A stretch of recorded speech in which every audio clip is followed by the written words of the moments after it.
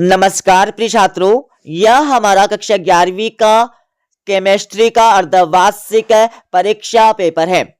इस पेपर का समय 3 घंटे और पूर्णांक 70 अंक होने वाला है और इस पेपर में टोटल 20 क्वेश्चन आने वाले हैं और यह पेपर आपकी परीक्षा में हिंदी एंड इंग्लिश वर्जन में आने वाला है।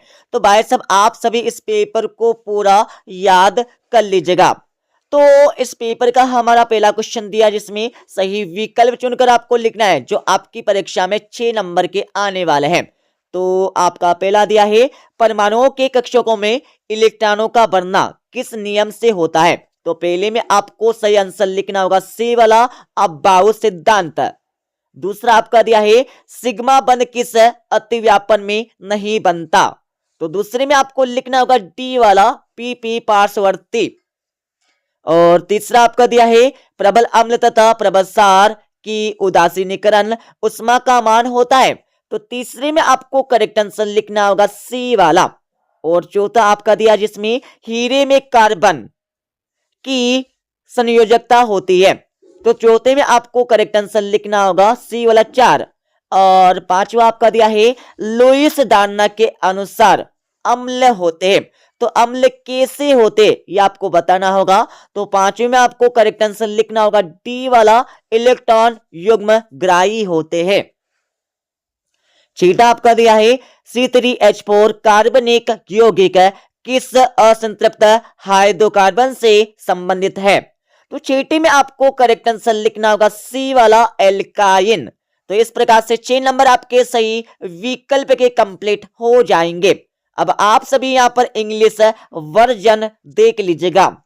इसको देखने के बाद इस पेपर का हमारा क्वेश्चन नंबर 2 दिया है जिसमें रिक्त स्थानों की पूर्ति कर आपको लिखना है जो आपकी परीक्षा में 6 नंबर के आने वाले हैं।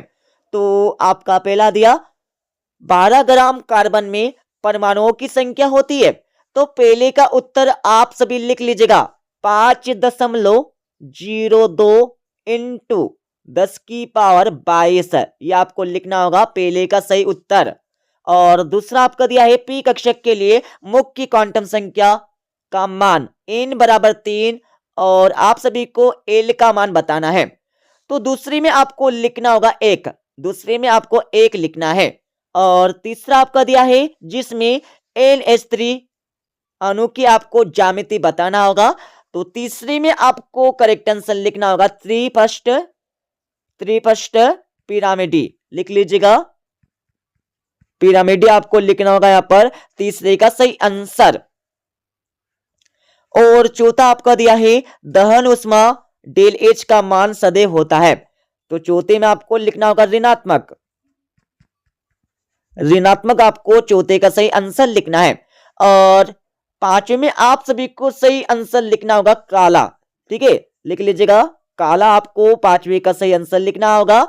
और छठा आपका दिया जिसमें CNG का पूरा नाम आपको बताना होगा। तो छठे का आंसर आप सभी लिख लीजिएगा। इसमें आपको लिखना होगा संपीड़ित प्राकृतिक गैस आपको लिखना है। अब यहां पर इंग्लिश वर्जन आप सभी देख लीजिएगा जिसमें फिल इन द ब्लैंक्स आपको करने हैं। ओके, और क्वेश्चन नंबर 3 में आप सभी को सत्य या असत्य बता के लिखना होगा जो आपकी परीक्षा में 6 नंबर के आने वाले हैं। तो आपका पहला दिया है, विलायक के 1 किलोग्राम में उपस्थित विलेय के मोलों की संख्या को मोललता कहते हैं। तो पहला लगा लीजिएगा बिल्कुल सत्य कहते हैं। दूसरा आपका दिया है, दूसरा आपका यहां पर असत्य हो जाएगा। और तीसरा आपका दिया है, यदि डेल एच का मान ऋणात्मक हो तो अभिक्रिया उष्माशोषी होती है। तो तीसरा लगा लीजिएगा बिल्कुल असत्य, बिल्कुल नहीं होती है। और चौथा आपका दिया है, चौथा आपका बिल्कुल सत्य हो जाएगा। और पांचवा आपका दिया है, एरिन यौगिकों में बेंजीन वलय नहीं होता है। तो पांचवा लगा लीजिएगा असत्य। और छठा आपका दिया है, सर्वाधिक स्थायी संरूपी समावयवी में संतारित रूप होता है। तो छठा लगा लीजिएगा यहां पर बिल्कुल सत्य। ठीक है, इसके साथ ही यहाँ पर इंग्लिश वर्जन आपको यहाँ पर दिया गया है, पढ़ लीजिएगा। और क्वेश्चन नंबर 4 में आप सभी को सही जोड़ी बनाकर लिखना होगा, जो आपकी परीक्षा में 5 नंबर के आने वाले हैं। तो सही जोड़ी का मिलान आप सभी कर लीजिएगा। न्यूट्रॉन में आप सभी को लिखना होगा डी वाला आपको करेक्ट आंसर लिखना होगा। और डेल जी में आपको लिखना होगा ई वाला, ठीक है, कोलबे विद्युत अपघटन। और तीसरा आपका दिया है नाइट्रोजन का आकलन, तो तीसरे में आपको लिखना है, तीसरे में आपको मिलान करना होगा यहाँ पर सी से, ठीक है, सी से आपको मिलान करना है। और चौथा आपका दिया, चौथे का मिलान आपको करना होगा एफ से। और पांचवा आपका दिया है मेथेन नहीं बनाता, सॉरी मेथेन नहीं बनता, तो पांचवे का मिलान आपको करना होगा बी से, हुड से अभिक्रिया, ठीक है। तो इस प्रकार से सही जोड़ी का मिलान हो जाएगा। अब आप सभी देख लीजिएगा इंग्लिश वर्जन, जिसमें मैच द कॉलम, सही जोड़ी बनाकर आपको लिखना है। और क्वेश्चन नंबर 5 में आप सभी को एक शब्द या एक वाक्य में उत्तर देना होगा, जो आपकी परीक्षा में 5 नंबर के आने वाले हैं। तो आपका पहला दिया सार्वधिक विद्युत ऋणी तत्व का नाम आपको लिखना होगा। तो पहले का आंसर आप सभी लिख लीजिएगा फ्लोरीन, आपको पहले का सही आंसर लिखना होगा, ओके।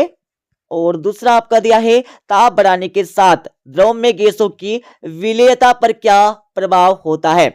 तो इसमें आपको लिखना होगा गैसों की विलेयता कम हो जाती है, कम हो जाती है, ठीक है, ये आपको लिख देना है। और तीसरा आपका दिया है ओ F2 में O की ऑक्सीकरण अवस्था लिखिए। आप सभी को O की ऑक्सीकरण अवस्था लिखना है। तो तीसरे में आपको लिखना होगा +2 आपको तीसरे का सही आंसर लिखना है। और चौथा आपका दिया है तेल और पानी का पृथक्करण किस उपकरण द्वारा किया जाता है। तो चौथे में आप सभी को सही आंसर लिखना होगा, लिख लीजिएगा इसमें लिखना होगा आपको सेपरेटिंग फनल, ठीक है, ये आपको लिखना होगा यहाँ पर चौथे का सही आंसर सेपरेटिंग फनल, ठीक है। और पांचवा आपका दिया जिसमें आबंद लंबाई आपको बताना होगा। तो पांचवे में आपको सही आंसर लिखना होगा 154 pm, ठीक है, 154 pm आपको यहाँ पर सही आंसर लिखना है पांचवी का। अब आप सभी यहाँ पर इंग्लिश वर्जन देख लीजिएगा, जिसमें आंसर इन 1 वर्ड 1 सेंटेंस में आपको देने हैं। अब हम चलेंगे यहाँ पर 2-2, 3-3 एवं 4-4 नंबर के प्रश्नों पर। तो आपका छठा प्रश्न यहाँ पर दिया, जिसमें निम्न के मोलर द्रव्यमान परिकलित करके आपको लिखना होगा। और अतः में आप सभी को निम्नलिखित पूर्व लग्नों के गुणांकों को आपको लिखना है, ओके। और सातवें प्रश्न में आप सभी को हुंड का नियम लिखना होगा। और अतः में आप सभी को अभाव का सिद्धांत आपको लिखना है। और आठवां प्रश्न आप सभी यहां से पढ़ लीजिएगा। आठवीं के बाद 9वें प्रश्न में आप सभी को उष्मा गतिकी का प्रथम नियम गणितीय व्यंजक रहित सहित आपको लिखना होगा। और अतः में आप सभी को एंट्रोपी को परिभाषित करके लिखना है और इसकी भौतिक सार्थकता लिखना है, ओके। और 10वें प्रश्न में आप सभी को साम्य व्यंजक आपको ज्ञात करना होगा। और इसके अतवी वाले प्रश्न में आप सभी को केसी की गणना करना है, ठीक है। अब थोड़ा आगे चलेंगे तो आप सभी को यहाँ पर 11वां प्रश्न दिया, पढ़ लीजिएगा। 11वें के बाद थोड़ा आगे चलेंगे तो आप सभी को 12वां प्रश्न यहाँ पर दिया गया है, जिसमें निम्नलिखित के IUPAC नाम आपको लिखना है, ठीक है। परीक्षा में आपको IUPAC नाम लिखना होगा।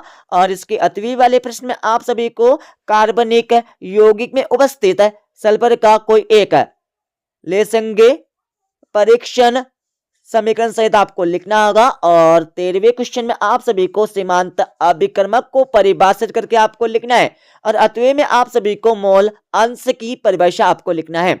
और 13वें के बाद 14वें क्वेश्चन में आप सभी को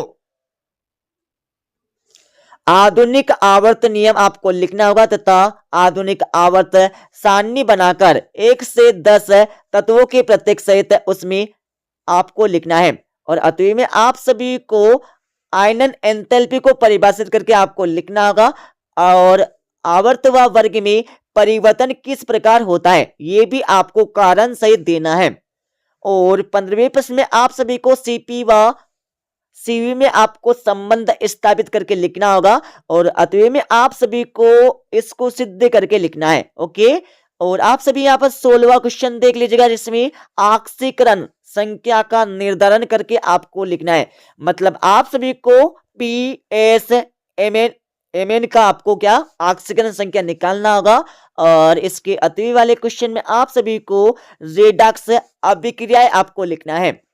और भाई साहब यहाँ पर 17वें क्वेश्चन में आप सभी को सिग्मा बंध और पाई बंध में अंतर लिखना होगा। और अतवे में आप सभी को आबंधी आणविक कक्षक व प्रतिबंधी आणविक कक्षक में कोई 4 अंतर बताना होगा। और 18वें क्वेश्चन में आप सभी को पेलनिक प्रभाव तथा इलेक्ट्रोमैग्नेटिक प्रभाव में 4 अंतर बताना है। और अतवे में आप सभी को इलेक्ट्रॉन स्नेही तथा अभिकर्मक तथा नाभिकीय स्नेही अभिकर्मक में कोई 4 अंतर बता के आपको लिखना है। 19वें क्वेश्चन में आप सभी को संकरण की परिभाषा लिखना होगा, वह कोई 2 आवश्यक शर्तें आपको लिखना है, ठीक है। और सेकंड वाला आपका यहाँ पर दिया, जिसमें ज्यामितीय आकृति व बंद कोण आपको लिखना है। 19वें के बाद आप सभी को यहाँ पर 19वें क्वेश्चन का अथवा प्रश्न यहाँ पर दिया है। और 20वां क्वेश्चन आप सभी देख लीजिएगा, जिसमें पहले में आप सभी को हकल का नियम लिखना होगा और सेकंड में आप सभी को केवल रासायनिक समीकरण आपको लिखना है, ठीक है। और आप सभी इसका अथवा प्रश्न देख लीजिएगा, जिसमें हुस्स अभिक्रिया समीकरण आपको सहित लिखना होगा। और सेकंड में आप सभी को केवल रासायनिक समीकरण आपको लिखना है इन सभी की। ओके, तो इस प्रकार से यह हमारा कक्षा 11वीं का केमिस्ट्री का पेपर हो जाएगा कंप्लीट। तो पूरे पेपर को आप सभी पढ़ लीजिएगा। ओके, मिलते अगले वीडियो में।